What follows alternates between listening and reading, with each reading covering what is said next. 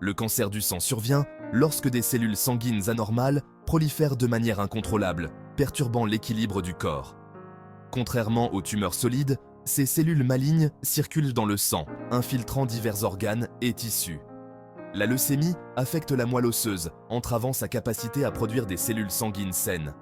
Le lymphome cible le système lymphatique, entraînant un gonflement des ganglions lymphatiques et une immunité compromise. La leucémie aiguë progresse rapidement, nécessitant une attention médicale immédiate, tandis que la leucémie chronique évolue progressivement. Le lymphome comprend les types Hodgkin et non-Hodgkin, chacun avec des sous-types distincts.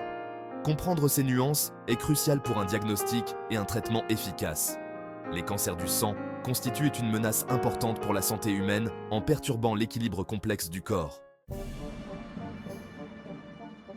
Les causes des cancers du sang sont multiples et complexes. De fortes doses de radiation et un contact prolongé avec le benzène peuvent déclencher des transformations cancéreuses dans les cellules sanguines. Certaines prédispositions génétiques, comme le syndrome de Down, augmentent le risque de développer une leucémie.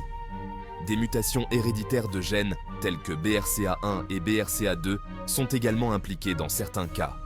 Cependant, hériter de ces mutations ne garantit pas le développement d'un cancer. Cela augmente simplement la probabilité.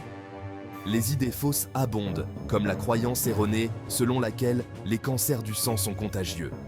Contrairement aux infections, le cancer ne peut pas se transmettre d'une personne à l'autre.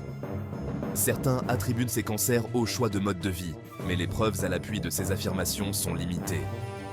Maintenir un mode de vie sain est bénéfique, mais ne garantit pas l'immunité contre le cancer du sang. Bien que la prévention totale du cancer du sang reste un défi, certaines modifications du mode de vie peuvent réduire le risque. Maintenir un poids santé grâce à une activité physique régulière et une alimentation équilibrée est essentiel. Éviter la fumée de tabac est primordial, car le tabagisme est un facteur de risque bien établi. Des recherches récentes ont permis des progrès significatifs dans la compréhension des mécanismes moléculaires qui sous-tendent les cancers du sang. Ces connaissances ont conduit au développement de thérapies ciblées, telles que les inhibiteurs de la tyrosine kinase. L'immunothérapie, y compris la thérapie par lymphocytes T-CAR, s'est révélée extrêmement prometteuse dans le traitement des cancers du sang. Les essais cliniques utilisant la thérapie par lymphocytes T-CAR ont démontré des taux de réussite sans précédent dans le traitement de certains types de leucémie et de lymphome. Le dépistage précoce joue un rôle crucial dans l'amélioration du pronostic des personnes atteintes d'un cancer du sang. Reconnaître les signes avant-coureurs et consulter rapidement un médecin peut augmenter considérablement les chances de succès du traitement. Les symptômes courants incluent une fatigue persistante, une perte de poids inexpliquée, des infections fréquentes, des ecchymoses faciles et un gonflement des ganglions lymphatiques.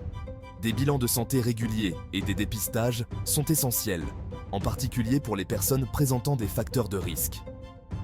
Des analyses de sang, comme une numération formule sanguine complète, peuvent détecter des anomalies dans le nombre de cellules sanguines. Il est primordial de sensibiliser le public au cancer du sang, afin d'encourager le dépistage précoce. Les campagnes éducatives peuvent aider à dissiper les mythes et à donner aux individus les moyens de prendre des décisions éclairées concernant leur santé. Le cancer du sang continue de mettre au défi la communauté médicale et d'affecter d'innombrables vies. Pourtant, au milieu des complexités et des incertitudes, l'espoir persiste. Grâce à des recherches révolutionnaires, des traitements innovants et des efforts de sensibilisation, nous réalisons des progrès significatifs. Comprendre le cancer du sang, reconnaître ses signes avant-coureurs et consulter rapidement un médecin sont des étapes cruciales. La connaissance est le pouvoir, et nous doter d'une information précise est la première étape vers un avenir sans cette maladie.